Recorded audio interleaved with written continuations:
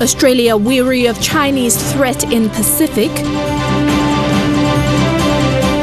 Internal investigation unit to ensure standard maintained. And closest neighbour pays first official visit. This is National EMTV News with Helen Sayer. Good evening and thanks for joining us. This is Saturday's news. The PNG government is yet to release an official statement in relation to Australia's plans to build a naval base on Manus. This is part of Australia's plans to put troops in PNG to counter what it views as the growing threat of China. But former commander of the Papua New Guinea Defence Force, retired Major General Jerry Singaruk, says wider public consultation is needed ahead of any plan by Australia to put its soldiers in PNG. Singaruk says it is also important that concessions are given by Australia to rebuild the PNG defence through the provision of training and equipment. The global trade war between China and Western powers has reached new heights in the Pacific and in particular in Papua New Guinea. As the O'Neill government courts China on the one side of the bargaining table, receiving aid and other benefits, Papua New Guinea's traditional military partner Australia is growing anxious. Over the last 24 hours, Australian media has reported that their government is planning to establish a military base in Manus to counter what it calls the growing Chinese influence in Papua New Guinea and the Pacific. There's been no official word from the PNG government about Australia's announcement. Former Papua New Guinea Defence Force Commander Major General Jerry Singaruk says any decision by the Australians to place troops in Papua New Guinea must have wider consultation as well as debate in Parliament. So far, there's been none. If Australia at the moment is thinking of establishing a base or series of bases in Papua New Guinea and getting involved physically, then it's called for a public debate. And at the moment, there's absence of public debate, let alone the absence of debate on the floor of Parliament, because that's a strategic move. Australia's choice of Manus is of strategic importance. The maritime corridor between Guam to the north and Manus to the south was used by the Japanese in World War II to reach the Pacific. A possible Australian presence in Manus means they get to police the northern region. The move places Papua New Guinea in the center of a global power struggle between the US and its allies and China. And while many may see this arrangement as beneficial, Singaruk says Australia has to be mindful of the fact that Papua New Guinea is a separate sovereign nation. This is Papua New Guinea. We are a sovereign country. And we have our own 200 miles EEZ. We have our own land border to look after. We have our airspace to look after. So for it to exert its military in Papua New Guinea, it must consult. China's economic influence in Papua New Guinea extends to nearly all sectors. In the 13-year period between 2005 and 2018, China spent close to 12 billion kina in investments and aid to Papua New Guinea. That's 3 billion kina short of Papua New Guinea's annual national budget of 15 billion. When we contacted the Defence Minister Solan Mirisim last night, he said Papua New Guinea was in negotiations with Australia to establish a military base in Manus as well as a training facility. He added that he would release an official statement sometime later. Scott Waide, National EMTV News. 3 Australian Border Force port-class vessels and an air cargo pallet X-ray scanner were presented to PNG Customs this week. The vessels and X-ray scanner arrived ahead of Papua New Guinea hosting APEC leaders in November and will be critical to supporting border security efforts for the country. After APEC, the 3 vessels, which enhance the PNGC's maritime capability, will be deployed across PNG's vast waters to enhance border protection. The gifting of the vessels is an enduring partnership to enhance collaboration between Australia and PNG and support close people-to-people links between the agencies. With the focus given to tighten security in Port Moresby, joint operations will also be staged in the Highlands region. PNG Defence Force Chief of Joint Operations, Colonel Ezekiel Wenzel, says although the threat is relatively minimum, joint operations will be executed. Security at border posts will also be monitored. With security forces from other APEC member countries making their presence known in the country, not all operations will be in Port Moresby. The Highlands region will also see a heavy deployment of PNG Defence Force personnel and other joint forces. That means we'll be using whatever resources and troops at our disposal to heighten that posture up in the Highlands region. We encourage the community leaders, the tribal leaders, political leaders to all work together because all of us are all part and parcel of creating that conducive environment. According to Wenzel, local intelligence has received reports of threats, but they have been reasonably contained by the joint operations. Colonel Wenzel says especially Western Highlands, Enga, Southern Highlands and Hela are the provinces with threat level concerns. We progress towards the conduct of the APEC Leaders Summit. We will search. I say again, we will search, meaning that this is based on the threats as per our intelligence assessment on the ground situation in the Highlands region. Border posts at Vanimo and in Western Province will also see the 3 battalions deployed with 24 hours watch. This is nearly 200 men guarding the border. Though there are existing challenges, Colonel Wenzel says the force is prepared to police the borders. The Papua New Guinea Defence Force is truly ready and we are capable of supporting the police and other line security agencies in supporting the overall security effort to deliver the APEC Leaders Summit in Papua New Guinea. We are ready. Jack Lapava, Junior National, EMTV News. Ijivitari MP Richard Masseria has donated 10,000 kina to the Ora Students' Union of the University of Papua New Guinea. Mr. Masseria joined the Ora community in Port Moresby to celebrate the Ora Provincial Day at the Rita Flynn Complex today.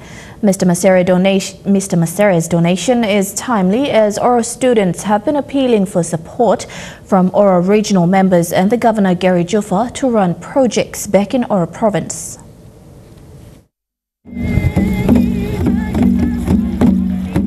Over the years, Ora students in universities have been running the Kokoda Challenge program to raise awareness on requirements needed to get into tertiary institutions and to support schools in Ora province with the development projects.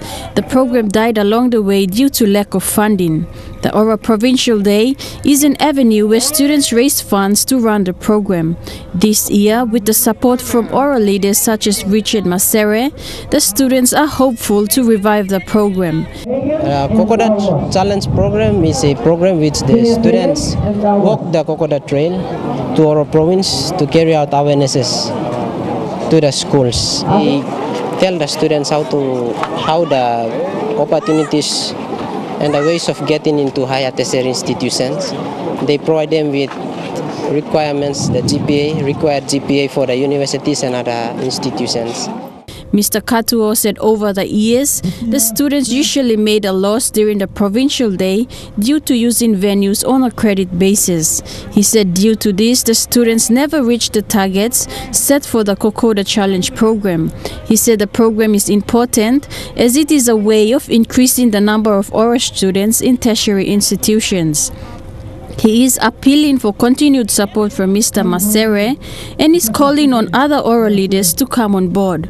I'm nice the program where we play Ora students for carry out because the lulu blimi lo on province blimi lo Ora province no kat planti sumating yam sa kama lo suppose you look lo results kama site lo every years I'm all sumatin straight come lo higher tertiary institutions, especially the universities. You will find one in UPNG, two in UOG. But in time also sumatin waklo po making awareness ko result waklo improvement. On the other hand, Ijivitari MP Richard Masseria told the students to spend the funds responsibly and provide acquittals so such funding would continue into the future. Oro people in Port Moresby flocked Rita Fling today with the Bedouin butterfly flying high as they gathered to celebrate their provincial day. Charlene Airy, National EMTV News. The National Baptist Women's Conference that was held in Lae last week at the Bugandi Secondary School ended yesterday. This was the 12th national conference attended by over 1,000 Baptist women from around PNG.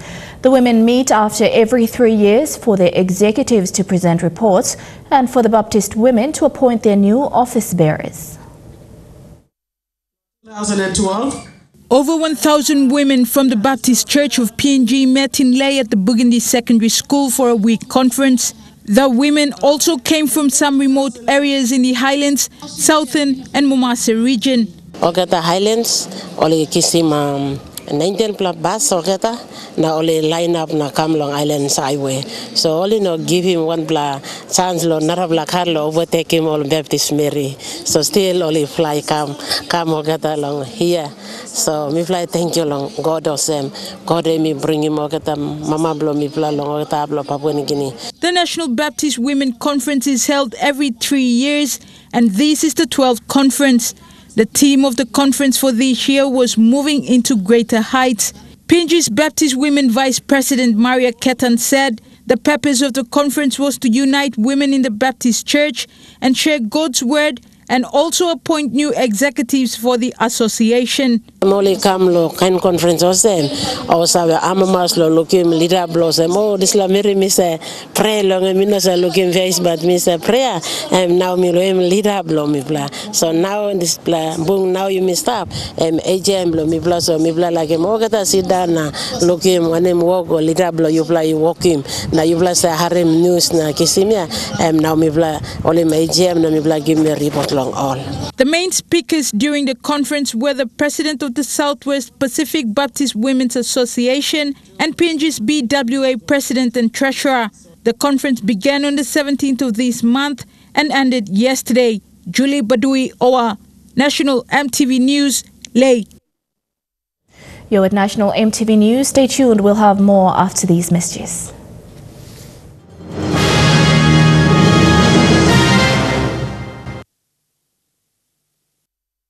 Welcome back. 3 separate attempted suicide cases involving 2 refugees and a local have been reported to police in Manus. Manus Police Commander Chief Inspector David Yapu said on 28 August a refugee from Iran poured petrol over his body before he tried to ignite himself, but was disturbed by his roommate at the East Lorengau Refugee Transit Center. In the second incident on 11th September, another refugee from Iran tried to hang himself with a rope, but was rescued by a security guard. Both were taken to the hospital and were confirmed to have mental illness. In the third incident, a government employee locked himself in his room and tried to stab himself. PPC Yapu says this is a concern that needs to be addressed as priority by authorities. Random checks will be conducted at selected police stations in Port Moresby as a measure to ensure the constabulary's standing orders are maintained. As part of this exercise, a team of police officers will be deployed to police stations to carry out certain checks. This exercise is led by the Internal Investigation Unit. Before setting out to conduct these checks, the officers came up with a list of things to look out for once they arrive at the police station.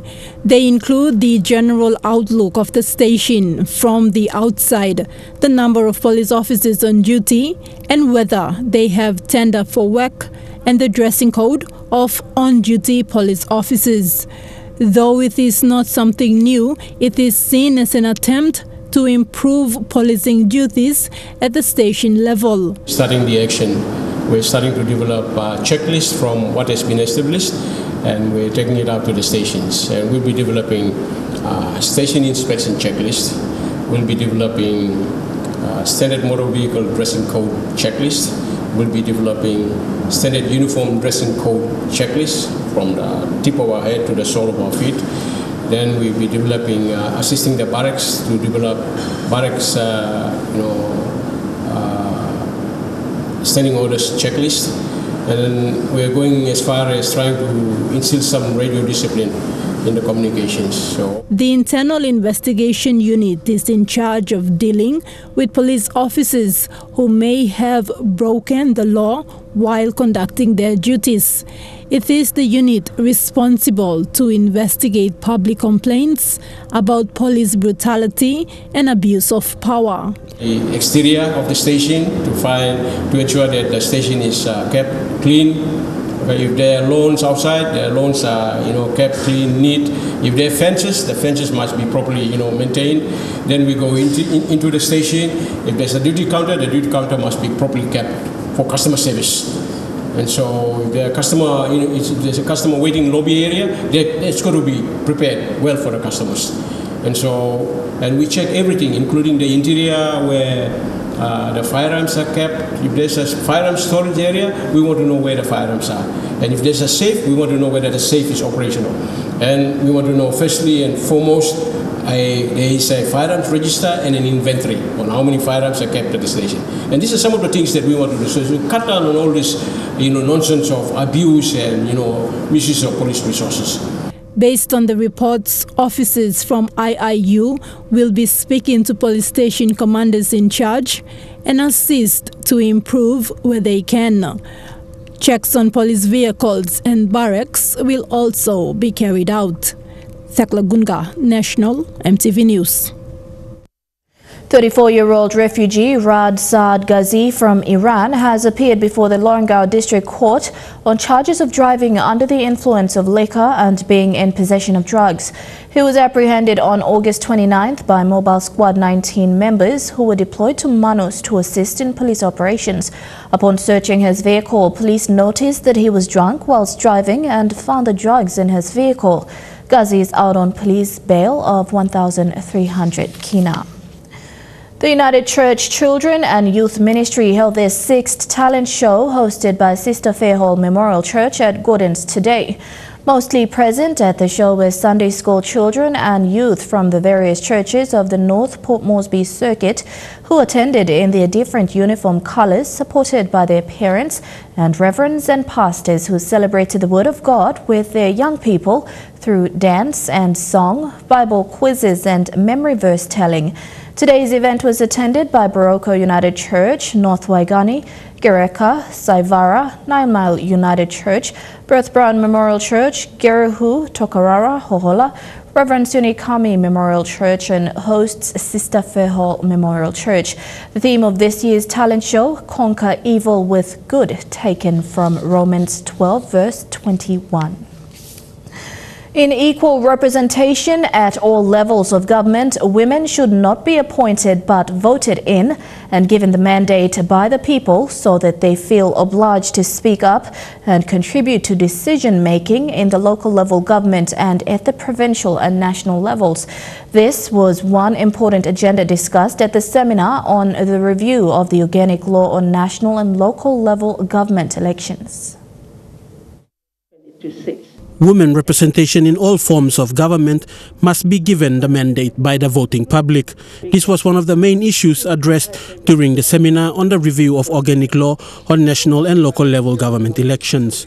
Under the organic law on provincial and local level government affairs, women are appointed to the local level government and ward committees, including the provincial assembly. But this has seen women appointed sitting and having little input in decision making. With these experiences as background, the seminar called for the voting of women through proper electoral processes, as part of the suggestion in the review of the organic law on national and local level government elections. We can't go for nominated seats or appointment because that will be questioned. Recall what I said about women who are appointed to LOGs. They are questioned on the mandate because they are appointed. So we have learned from our experience with the Women's Seats campaign that the best way to go forward is through election. The best way forward is through election, so that they have a mandate that is not questionable by their male counterparts. But the issue of women getting voted into the different levels of government sits with the people and their votes. But knowing what they are voting for is the main issue. A daughter of founding father Sir Michael Somare, Dalciana Somare Brush, stood for the 2017 elections, vying to be the next member after her father retired from politics and as Isipik governor. She said there were a lot of issues she faced, but the main issue was that people were not aware of who to vote. She said there had to be measures put in place to ensure the right people who have credible knowledge on the service delivery process are elected. And wanting to be a legislator is about a very, very particular functions and responsibilities. And the responsibility perhaps of the Electoral Commission and academics and those of us who have had the fortune to be schooled well enough is to actually describe those circumstances, but it is the responsibility of the sitting government to expose what it is you're putting your hand up for. If you want to be a taxi driver, you have to have a license. Why is it that if you're going to run a country or propose to run a country, that you don't have to have the underpinning or the legislative experience to do so? So we've got the opportunity. It's not just about political will, it's about what happens in between. Fidelis Sukina, National EMTV News. You with Saturday's News. We have more stories coming up after the break. Stay tuned.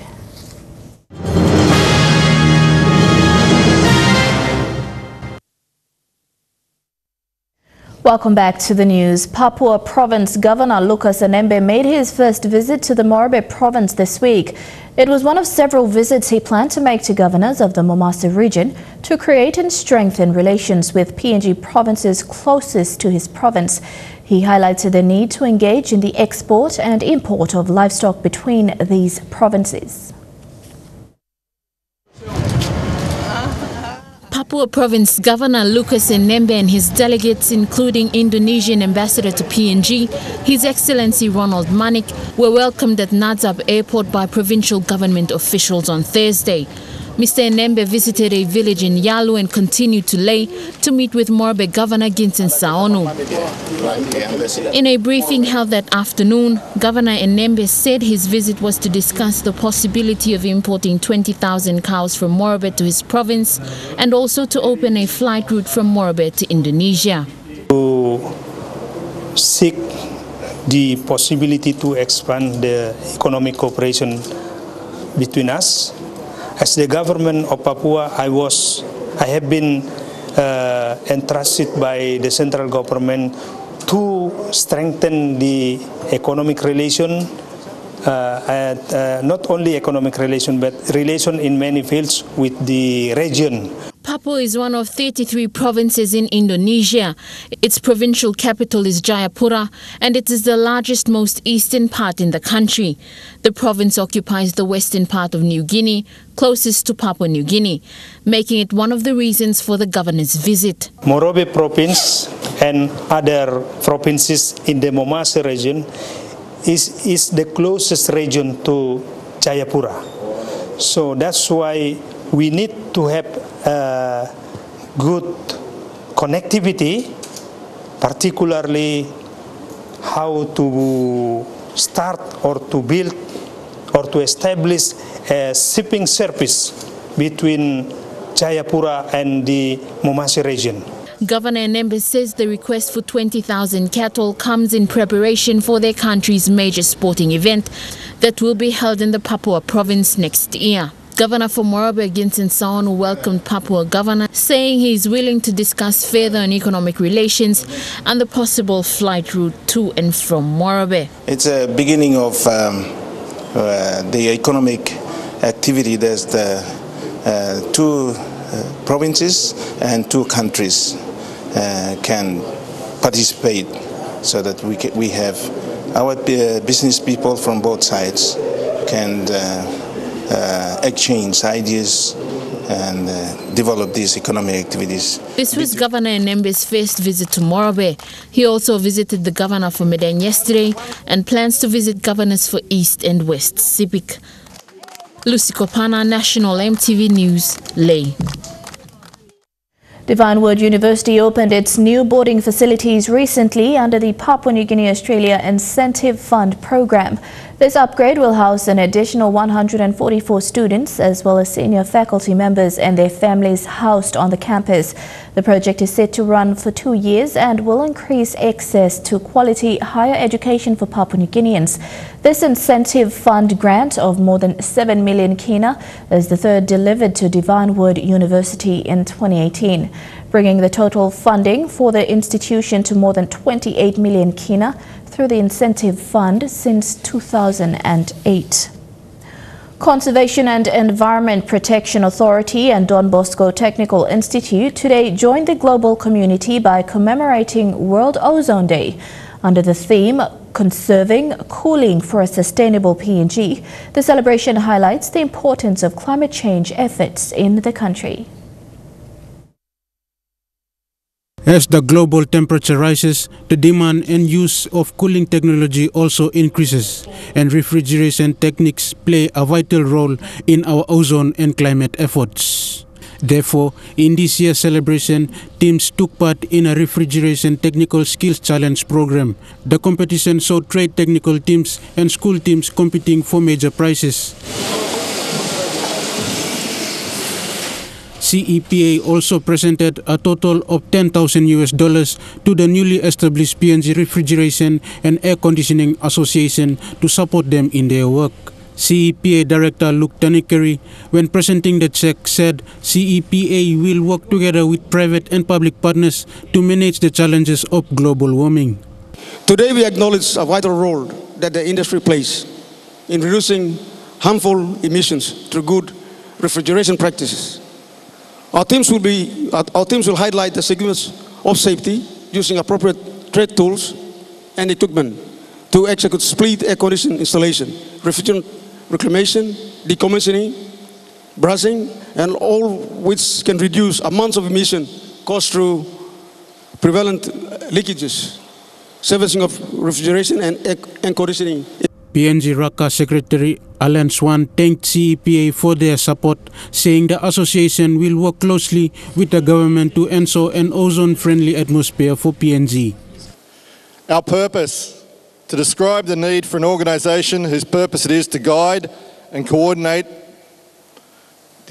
the HVAC industry in Papua New Guinea in collaboration with SEPA and NOU at all levels of industry across PNG.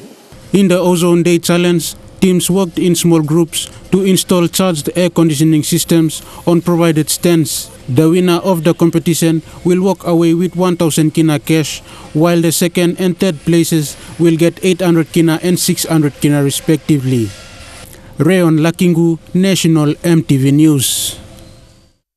Turning overseas now, police in California have taken a highly unusual step to catch an accused killer. They've created their own podcast, hoping listeners will help them find their man. Yeah, my wife's dead. It was a chilling case that rocked the community. In 2012, authorities say Peter Chadwick, a father of 3, strangled his wife Qui, nicknamed QC, in their home in Newport Beach, California, before placing her body in a trash dumpster in San Diego. Chadwick pled not guilty to the murder, but vanished before trial. Listener discretion is advised. Now the Newport Beach Police Department is hoping to find Chadwick by generating public interest and tips through a podcast called Countdown to Capture. I'll tell you about the life he led, the lies he told, and how he abandoned his children. Episode 1 details what police found when they entered the home. On the side of the jacuzzi tub, there's shards of broken glass. The allure of a true crime podcast is often the idea that listeners can help solve the case.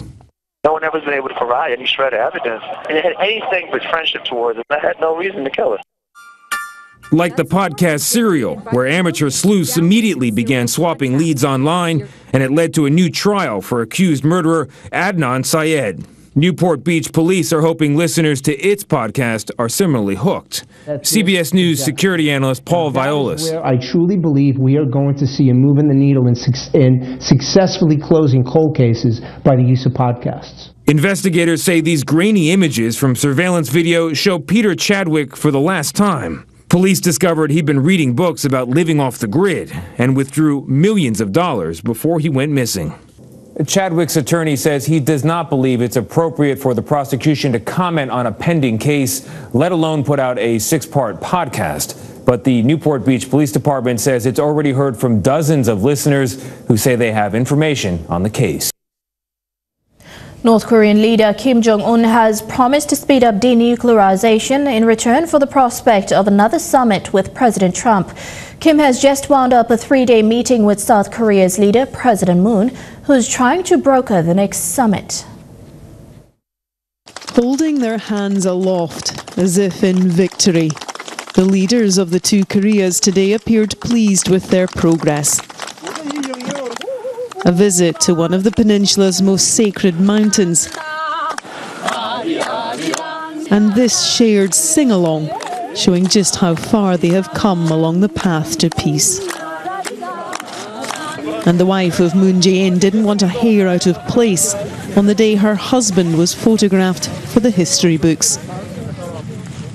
Moon Jae-in revealing at a press conference later that Kim Jong-un has agreed to an accelerated denuclearization process. Chairman Kim Jong-un wants the denuclearization process to move faster. For that, he says he wants Secretary Pompeo to visit North Korea and to hold a second summit with President Trump as soon as possible. The South Korean president has been the driving force, keeping talks between Kim Jong-un and President Trump on track. And having travelled through the streets of North Korea to chants of unification today, he set an ambitious target for signing a peace treaty. Our goal is to declare an end to the Korean War by the end of the year. If the water in Heaven Lake is indeed hallowed, then Moon Jae-in wanted to make sure he bottled it up. He is the broker in a diplomatic deal in which the political and military stakes could not be higher. Meghan Markle took a very special guest with her as she launched a new cookbook created by survivors of the Grenfell Tower fire. It wasn't her husband, though he was there too, but it was her mum. The book is the Duchess of Sussex's first solo royal project, and she's being praised for her work. If you needed an image of how the Duchess of Sussex is changing the way the royal family is perceived, this one would probably do it. It was outside a marquee today with a group of women from the diverse yet scarred community near Grenfell Tower, where Meghan Markle has been making secret visits for many months. Today was about the cookbook she organised and is now promoting to raise money for the community kitchen in their mosque. She called it her first project. But it was clear to anyone watching this that the Duchess has developed a close bond with these women. No. And she was not shy to champion the diversity they represent. I had just recently moved to London and I felt so immediately embraced by the women in the kitchen, your warmth and your kindness, and also to be able to be in this city and to see in this one small room how multicultural it was. On a personal level, I feel so proud to live in a city that can have so much diversity. It's 12 countries represented in this one group of women is pretty outstanding.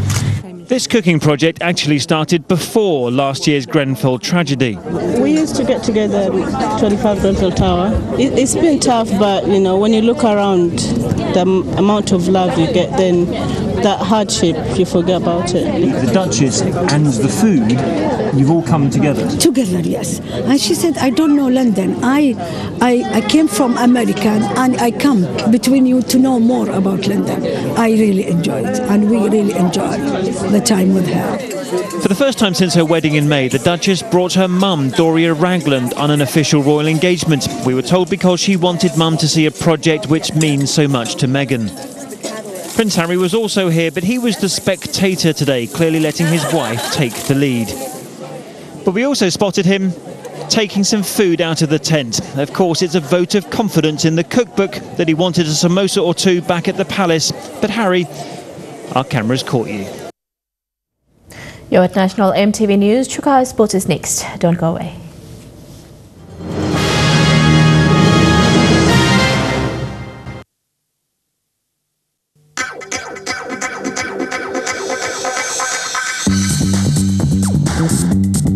True Kai Sports.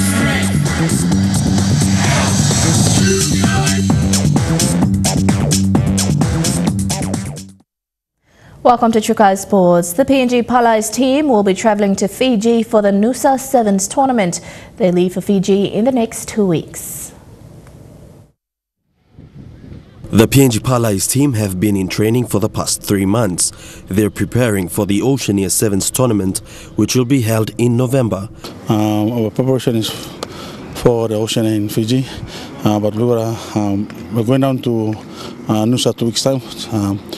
To have a good proper match before going to Fiji.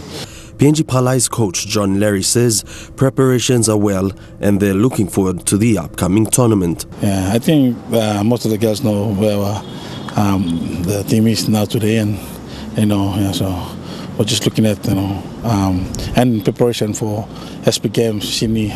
The team had a friendly match today during the Capital Rugby Union Invitational Sevens tournament.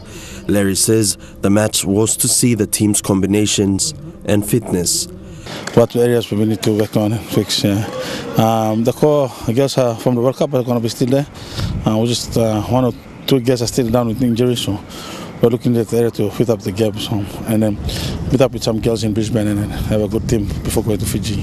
The team will be trimmed down and named next week before they travel.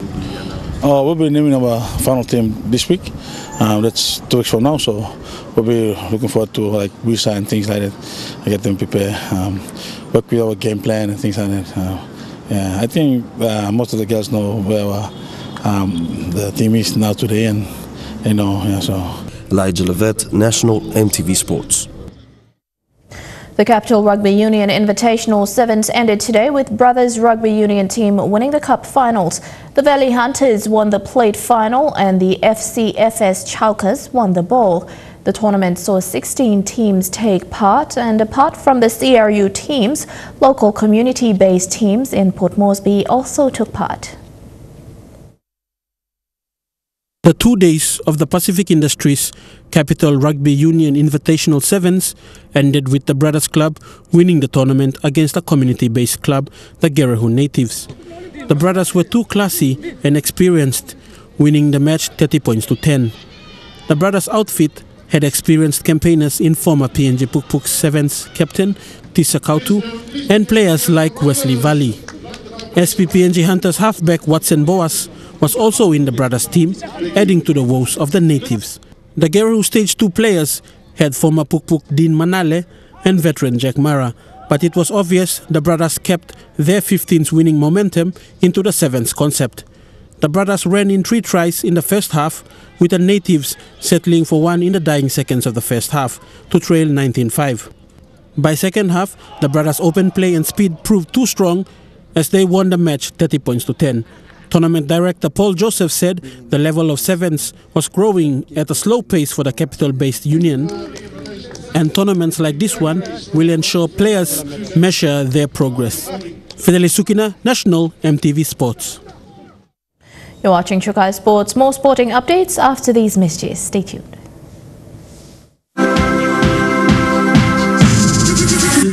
Trukai Sports. Welcome back to Trukai Sports. PNG international basketballer Liam Wright is currently playing with Team Kavieng at the Basketball All-Stars tournament. This is the second year Liam is playing with Team Kavieng and is confident they can make the finals. Liam Wright, who currently lives and plays in Melbourne, Australia, says the competition has been good with many new talent being shown throughout the 3 days. The weather here is a lot different to back in Melbourne, but yeah, no, it's been a lot of fun playing with my home people and going out here and seeing what we can do. Though it has been difficult trying to play in a team that was recently formed for the tournament, Wright says they have picked up momentum over their past few matches. The preparation, it was quite slow, so we're all knowing each other on the go and just seeing what we can do and hopefully trying to cause a medal upset. In the hang of it, we're starting to know the ins and outs of how we play and each other and all that kind of stuff, so we're starting to get familiar, and it's been a lot of fun the last 2 days. With the tournament to be used as selections for the PNG men's and women's basketball train-on squad, Wright is hoping to make the men's team again. Liam and older brother Lloyd were part of the PNG men's basketball team at the 2015 Pacific Games. It's always good to have confidence. I believe in my training and stuff like that, that I'll get the opportunity to make the squad again, hopefully, and then if I make the squad, hopefully make the team. So I feel comfortable, but time will tell. You never know what's going to happen. Elijah Levet, National EMTV Sports. And finally in sport, to NRL, the Melbourne Storms have done it again. They beat the Cronulla Sharks in the first NRL semi-finals last night, securing a spot in the 2018 NRL Grand Final. The Storms were the first to score after a penalty kick and maintained dominance right throughout the first half. At half-time, they were in front with 20 points to nil. In the second half, the Sharks returned with one try, but it was not enough to secure a place in the grand final. Storms will be playing against the winner of tonight's match between the Sydney Roosters and South Sydney Rabbitohs. Here are the highlights. We're 80 minutes between he and Sam a fortnight ago. Good defence by Brayley and Lewis there on Bromwich, but there's the first penalty of the game. Go 10. Time they met, 18 in the match the time before. Billy Slater, he's through them, he's got Croft there, he steps inside, Brody Croft scores! So tomorrow, it could be the start of a grand final week for him. Slater, Billy's going to go over in his last game at home! His 22nd try in finals, and when Melbourne play on, the kick's Slater, he's going to get a second try! Hang on, Lewis, Luke Lewis in his last game. The siren sounds and Melbourne are heading back to the grand final.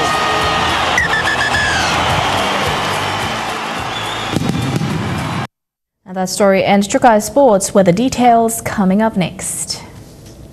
Trukai Sports.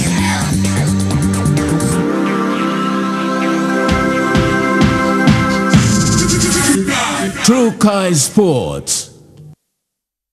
The weather details were proudly brought to you by Dulux, celebrating 50 years in PNG and the only paint made in PNG.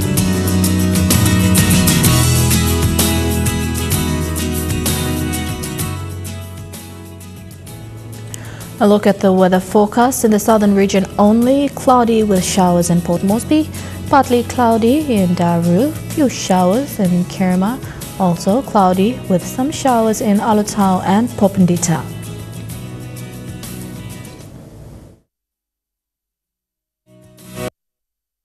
The weather details were proudly brought to you by Dulux, celebrating 50 years in PNG and the only paint made in PNG. And that's the news, sport and weather for Saturday the 22nd of September 2018. From the entire news team, pleasant viewing and good night.